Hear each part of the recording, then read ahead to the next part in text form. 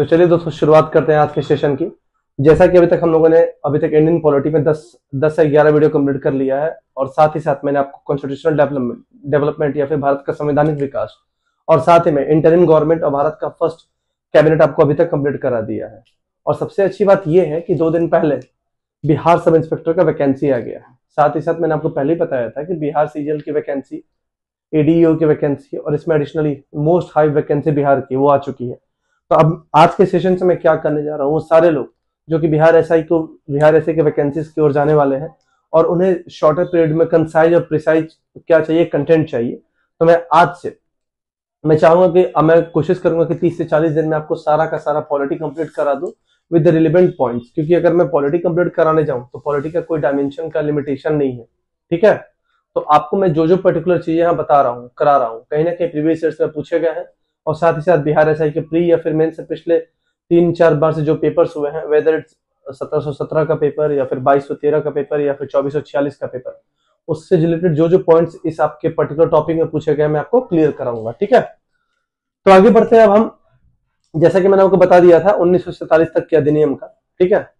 तो 1947 की एरा में कहीं ना कहीं इस चीज की रिक्वायरमेंट फील होने लगी थी कि भारत के लिए एक संविधान चाहिए, ठीक है। क्या चाहिए? भारत के लिए एक संविधान चाहिए, क्योंकि बिना संविधान के कोई भी एडमिनिस्ट्रेशन करना पॉसिबल नहीं है। अगर आपके पास रूल ना हो, लॉ ना हो, ठीक है, एग्जीक्यूटिव्स के लिए, वर्कर्स के लिए, गवर्नमेंट ऑफिशियल्स के लिए, तो आप चीजों को प्रमोट कर कैसे पाइएगा, ठीक है। तो आप इन्हीं सब सारी चीजों को लेके कहीं ना कहीं जो भी प्रोमिनेंट पर्सनालिटीज थी, जैसा कि आप पीछे देख पा रहे हैं, चाहे जवाहरलाल नेहरू की बात करूं या फिर स्वराज पार्टी की बात करूं या फिर कांग्रेस पार्टी की बात करूं, एमएन रॉय की बात करूं, कहीं ना कहीं इन लोगों ने इस चीज की इनिशिएटिव अपने एंड से कर दी थी कि हमें इस संविधान को बनाने के लिए एक कमेटी चाहिए। क्या चाहिए? कमेटी, जिसे क्या नाम दिया गया? संविधान निर्माता कमेटी और संविधान सभा या फिर आप यहाँ देख पा रहे हैं constituent assembly, like constituency assembly को डेवलप करने के लिए एक कमेटी चाहिए, ठीक है। अब हम बढ़ते हैं आगे की ओर। ऐसा नहीं है कि कोई 1947 आया और डायरेक्टली हमने एक अपना कॉन्स्टिट्यूशन डेवलपमेंट कर लिया, ठीक है। इसके लिए कॉन्स्टिट्यूएंट असेंबली की मांग रखी गई, ठीक है, जो कॉन्स्टिट्यूशन को डेवलपमेंट करने के लिए रिक्वायर्ड थी उस टाइम के लिए। तो इसका सबसे पहले जो इनिशिएटिव लिया, अगर मैं इनिशिएटिव की बात करूं तो जिसकी सबसे फर्स्ट इनिशिएटिव ली किसने ली? ये थे हमारे अगर मैं इंडिविजुअल की बात करूं तो जो इंडिविजुअल सबसे पहले इसके बारे में जिक्र किया उसका नाम था एमएन रॉय, और साल कौन सा था? 1934। जैसा कि मैंने यहाँ लिखा भी हुआ है कि M N Roy put forward the demand. M N Roy ने सबसे पहले यहाँ पे क्या किया? कॉन्स्टिट्यूएंट असेंबली के लिए एक डिमांड जनरेट किया। अगर मैं एक इंडिविजुअल की बात करूं तो, लेकिन उससे भी पहले अगर मैं चलूं तो स्वराज पार्टी, कौन सी? स्वराज पार्टी। आपको इस चीज को बड़े ध्यान से रखना है। स्वराज पार्टी 1924 में इसने क्या किया? इसने इस डिमांड को रखा था सबसे पहले। अगर मैं किसी पार्टी या फिर ऑर्गेनाइजेशन या फिर इंडिविजुअल की बात करूं तो उसमें सबसे पहला नाम किसका आता है? स्वराज पार्टी का, 1924। अगर मैं किसी एक व्यक्ति या फिर इंडिविजुअल की बात करूं तो उसमें सबसे पहला जो नाम आता है एमएन रॉय का, ठीक है। लेकिन ऐसा नहीं था कि सिर्फ यही 2 लोग या फिर ऑर्गेनाइजेशन या फिर इंडिविजुअल ने मिलकर इसके बारे में डिमांड किया था, ठीक है ना। अगर मैं इसके डिमांड की बात करूं तो 1935 में आप देख पा रहे हैं आईएनए। क्या देख पा रहे हैं? आईएनए। आईएनए का मतलब क्या था? यहाँ पे मैं बात कर रहा हूँ इंडियन नेशनल कांग्रेस की। किसकी? इंडियन नेशनल कांग्रेस की। इंडियन नेशनल कांग्रेस ने सबसे पहले किसके लिए डिमांड किया था? कॉन्स्टिट्यूएंट असेंबली की डिमांड की थी 1935 में। ये सारे के सारे क्वेश्चन पूछे गए हैं। अगर मैं आपको पर्टिकुलरली इस बोर्ड पे जो चीजें मेंशन कर रहा हूँ, आपको इस चीज का ध्यान रखना है कि जो चीजें मैंने आपको यहाँ मेंशन किया गया, अगर आप क्वेश्चन बैंक को उठा के देखिएगा, चाहे लूसेंट हो या फिर प्रीवियस ईयर एसएससी का एग्जाम हो या फिर प्रीवियस ईयर बिहार एसआई का एग्जाम हो, आपको कहीं ना कहीं ये सारे क्वेश्चंस आपको मिल जाएंगे, ठीक है। उसके बाद कहानी में एंट्री होती है 1938 में किसकी? जवाहरलाल नेहरू की। किसकी? जवाहरलाल नेहरू की। तो अगर आपसे पूछा जाए सबसे पहले बात तो ये है कि कॉन्स्टिट्यूएंट असेंबली या फिर संविधान सभा के लिए जवाहरलाल नेहरू ने मांग कब किया था? तो इसका आंसर कौन सा होगा? 1938, ठीक है। आपको साल के साथ लोग वो आपको याद रखना है। और साथ ही 1938 में जो जवाहरलाल नेहरू के बारे में बात कर रहा हूं, उन्होंने एक स्टेटमेंट भी दिया था। वो स्टेटमेंट भी काफी इंपॉर्टेंट है। स्टेटमेंट क्या था मैं आपको समझाता हूं। स्टेटमेंट ये था कि the constitution of the free India must be frame without the interference. जो हमारा कॉन्स्टिट्यूशन बनेगा वो बनेगा बिना किसी बाहरी या फिर एक्सटर्नल इंटरफेरेंस के, या फिर बिना किसी बाहरी लोग या फिर बाहरी देश के हस्तक्षेप के। पहली बात, ये बात पूछा गया है कि कॉन्स्टिट्यूएंट असेंबली के बारे में किसने बात कहा है कि बिना किसी एक्सटर्नल इंटरफेरेंस के हमारे कॉन्स्टिट्यूशन डेवलप हो। इसका आंसर क्या होगा? जवाहरलाल नेहरू। अगर मैं अब आगे की ओर बढ़ूं, उसमें लिखा है कि बाय ए कॉन्स्टिट्यूएंट असेंबली, किसके द्वारा? बाय ए कॉन्स्टिट्यूएंट असेंबली, संविधान सभा के द्वारा, elected on the basis of adult franchises. ये जो संविधान सभा हो या फिर कॉन्स्टिट्यूएंट असेंबली हो, इसका इलेक्शन किस बेसिस पे होना चाहिए? Adult franchises. और एडल्ट फ्रेंचाइज का मतलब यहाँ पे ये है कि वोटिंग सिस्टम की बात करी जा रही है, जिनका एज कितना हो? 18 साल से ज्यादा हो। ठीक है, ये तो रही बात जवाहरलाल नेहरू तक की। अब कहानी में एक पॉइंट आता है 1940 का। कब? 1940 का।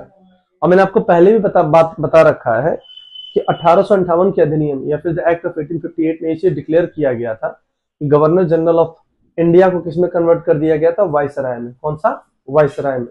तो उस समय जो 1940 का समय था, एक वायसराय थे जिनका नाम था लॉर्ड लिलिनथांगो। क्या नाम था? लॉर्ड लिलिनथांगो। लॉर्ड लिलिनथांगो, ठीक है ना, जिनका कार्यकाल रहा 1936 से लेकर 1944 तक। ठीक है, 1936 से लेकर 1944 तक। बिहार एसआई प्री में क्वेश्चन पूछा हुआ है, इसलिए मैंने इस चीज को यहाँ पे नोटिफाई किया कि आपसे पूछा गया था कि भारत छोड़ो आंदोलन जो कि कब हुआ था? 1942 में। तो भारत छोड़ो आंदोलन के समय भारत का वायसराय कौन था? तो आंसर आप क्या मार्क करिएगा वहां पे? लॉर्ड लिलिनथांगो। ठीक है, जिसका कार्यकाल कब से कब तक रहा था? 1936 से लेकर 1944 तक। तो उसी ने क्या किया था? 1940 में एक अगस्त ऑफर लाया था, जिसका नाम हिंदी में हम बोलते हैं अगस्त प्रस्ताव। कौन सा? अगस्त प्रस्ताव। बहुत ही नामी क्वेश्चन, और आपको इस चीज को बड़े ध्यान रखना है कि अगस्त प्रस्ताव किस साल आया था? 1940 में। उस समय भारत का वायसराय कौन था? लॉर्ड लिलिनथांगो।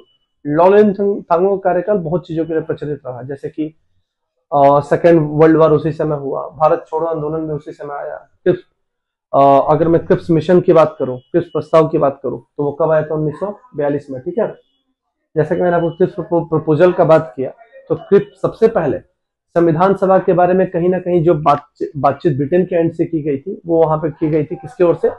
क्रिप्स मिशन की ओर से, या फिर क्रिप्स प्रपोजल की ओर से, जो कि 1942 में आया था। लेकिन इसने क्या बोला था कि मैं भारत के दो कॉन्स्टिट्यूएंट असेंबली की बात करता हूं। किसकी? दो कॉन्स्टिट्यूएंट असेंबली की बात करता हूं, और इस कॉन्स्टिट्यूएंट असेंबली की बात को खारिज किया गया। क्या किया गया? खारिज कर दिया गया। यानी कि कहने का मतलब यह है कि 1942 के प्रपोजल में जो क्रिप्स प्रपोजल था, उसमें इस चीज को डिनाई कर दिया गया। ठीक है, अब आगे की ओर बढ़ते हैं। अब मैं साल 1946 में चलता हूं। ठीक है, कौन सा साल? 1946 में। अगर साल में 1946 की बात करूं, तो यहाँ पे भारत में कौन सा मिशन आता है? Cabinet mission. कौन सा? Cabinet mission. कब आया भारत में? 1946 में। अगर आप यहाँ देख पा रहे हैं, कब आया? 1946 में। और ये तीन लोगों ने हेड किया था।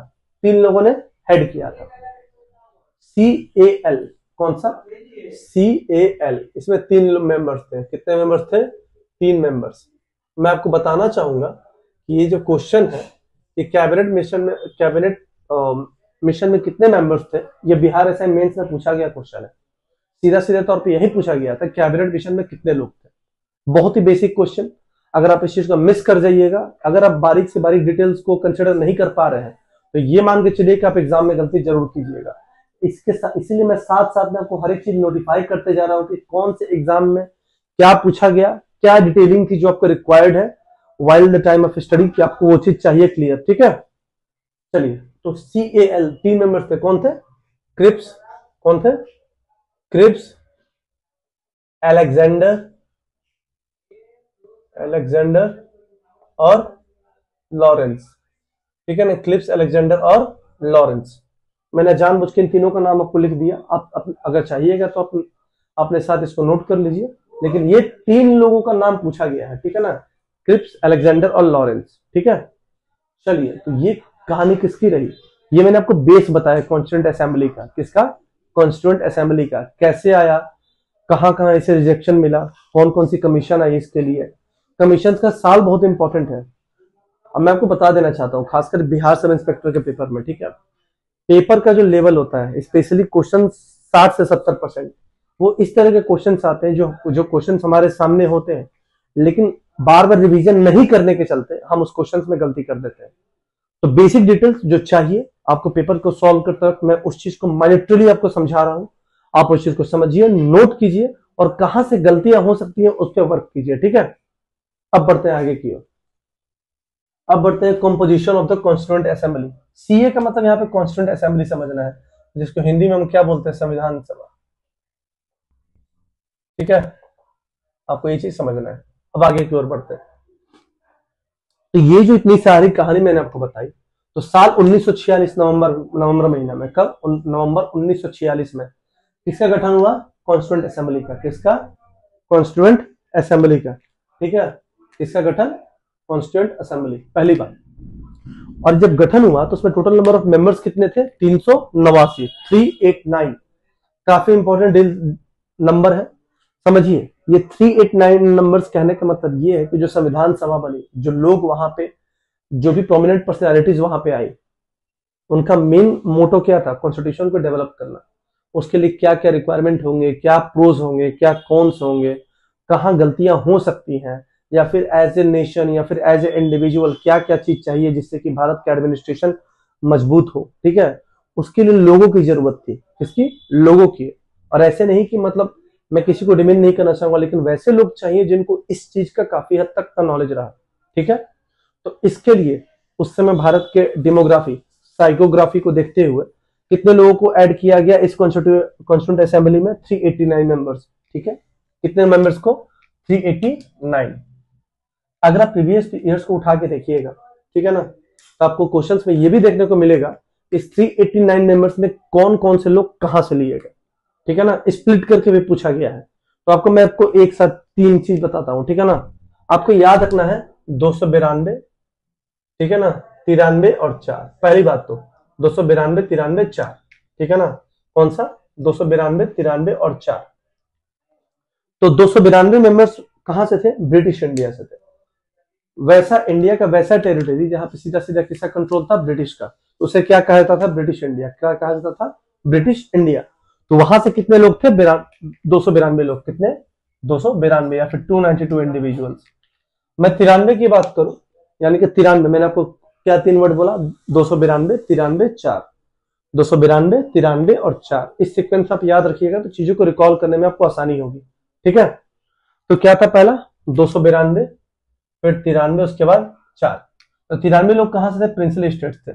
प्रिंसली स्टेट्स वैसे जगह पे थे जहां पे डोमिनेंस किसका था, राजा का था। और वहां का जितना भी एडमिनिस्ट्रेशन हैंडलिंग कौन कर रहा था, राजा कर रहा था एक पर्टिकुलर टेरिटरी में, ठीक है ना, जहाँ के प्रोविंसेस के लिए प्रिंस थे, किंग्स थे, ठीक है। तो वैसे कितने आपको प्रिंसली स्टेट्स यहाँ पे देखने को मिलेंगे, 93। कितने, 93। ये डेटा आपको याद रखना बहुत ही जरूरी है, 292, 93 और उसके बाद 4। 4 किससे थे, चीफ कमिश्नरीज थे। कितने, चीफ कमिश्नरीज थे, 4 थे, ठीक है ना। और वो चीफ कमिश्नरीज कौन कौन सी थी, ये एग्जाम में पूछा गया, ठीक है ना। अगर आपको एग्जाम में काफी डिटेलिंग अगर आपसे पूछना स्टार्ट कर दिया पेपर में, और खासकर इस तरह के क्वेश्चन आपको मेंस में ज्यादातर देखने को मिलेंगे, जहां आपको डिटेल में क्वेश्चन पूछे जाएंगे, ठीक है ना। तो आपको याद रखना है कि 4 चीफ कमिश्नरीज कौन कौन से थे। वो थे हमारे दिल्ली, अजमेर, बलूचिस्तान और मारवाड़। दिल्ली, अजमेर, बलूचिस्तान और मारवाड़, ये तो 4 लोग रहे हैं, ठीक है ना। अब ये जो सीट्स मिले, ये जो 389 जो सीट्स है, इसका एलोकेशन कितने तरह के कम्युनिटीज में हुआ। अगर मैं बोला ना, पेपर को अगर हार्ड करना हो और डिटेलिंग करनी हो तो आपसे पूछा भी जा सकता है इस तरह के क्वेश्चन।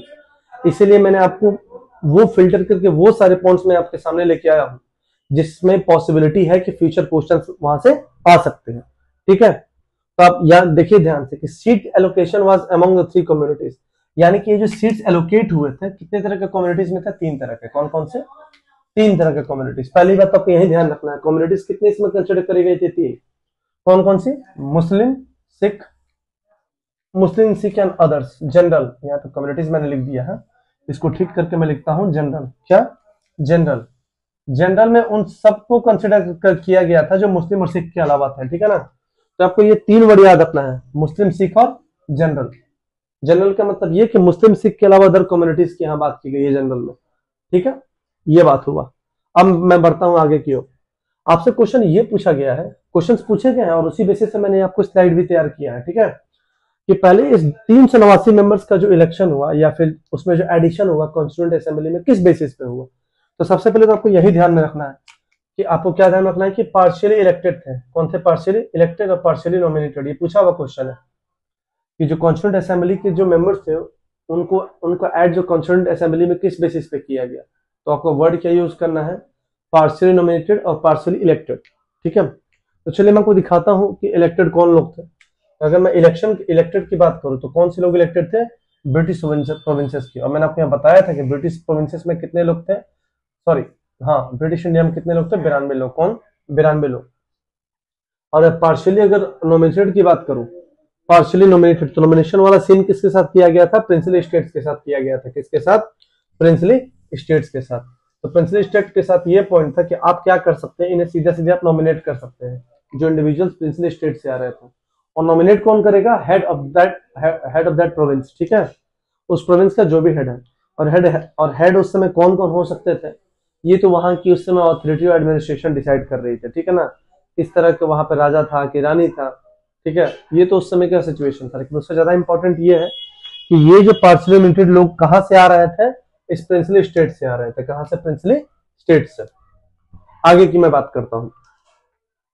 अच्छा, अब यहाँ पे मैंने एक वर्ड लिखा है कि members were to be indirectly elected by the provincial assemblies. अब सुनिए, इसमें जो मेंबर्स जो आ रहे थे इनडायरेक्टली इलेक्शन के थ्रू आ रहे थे, ठीक है ना। ये बहुत इंपॉर्टेंट पार्ट है कि आपसे पूछा गया है कि जो मेंबर्स ऐड किए गए हैं किसमें? इस कॉन्स्टिट्यूएंट असेंबली में, उनका मोड ऑफ इलेक्शन था क्या, ठीक है ना। क्या था मोड ऑफ इलेक्शन? तो इनडायरेक्टली इलेक्टेड थे। कैसे थे? Indirectly elected. ये पॉइंट आपको बड़े ध्यान से याद रखना है, इनडायरेक्टली इलेक्टेड, ठीक है। अब मैं आगे की बात करता हूं। कभी क्वेश्चन आपसे पूछा गया है कि क्या महात्मा गांधी कॉन्स्टिट्यूएंट असेंबली के मेंबर्स थे? नहीं थे। क्या महात्मा गांधी कॉन्स्टिट्यूएंट असेंबली के मेंबर थे? नहीं थे। तो आपको इस चीज को दिमाग में बैठा कर रख लेना है कि जब भी कॉन्स्टिट्यूएंट असेंबली की बात करूं मैं और उसमें मेंबर्स की बात करूं तो उसमें महात्मा गांधी का जिक्र नहीं होगा, ठीक है। इस चीज को आपको दिमाग में बैठा कर रखना है। चलिए, अब मैं आता हूं आज के सेशन के लास्ट पॉइंट पे। इतना सब होने के बाद कहानी प्रिंसली स्टेट्स यानी कि ये 93, कौन? 93, ये 93 मेंबर जो प्रिंसली स्टेट से आ रहे थे, इसने अब क्या किया? बोला कि मैं इस बला से दूर रहूंगा। क्या? प्रिंसली स्टेट्स में क्या बोला गया कि मुझे इससे दूर रहना है। तो आपसे अगर पूछा जाए कि क्या प्रिंसली स्टेट्स के मेंबर्स इसमें ऐड हुए, तो नहीं। इसमें मैंने आपको मेंशन किया है, यहाँ पे लिखा है कि princely states decided to stay away from the constituent assembly, ठीक है।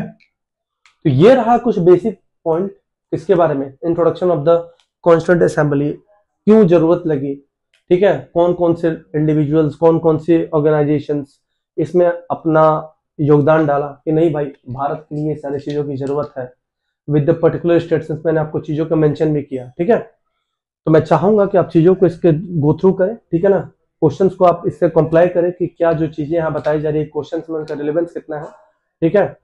जाइए आप उसको मेमोराइज कीजिए और क्वेश्चंस लगाइए।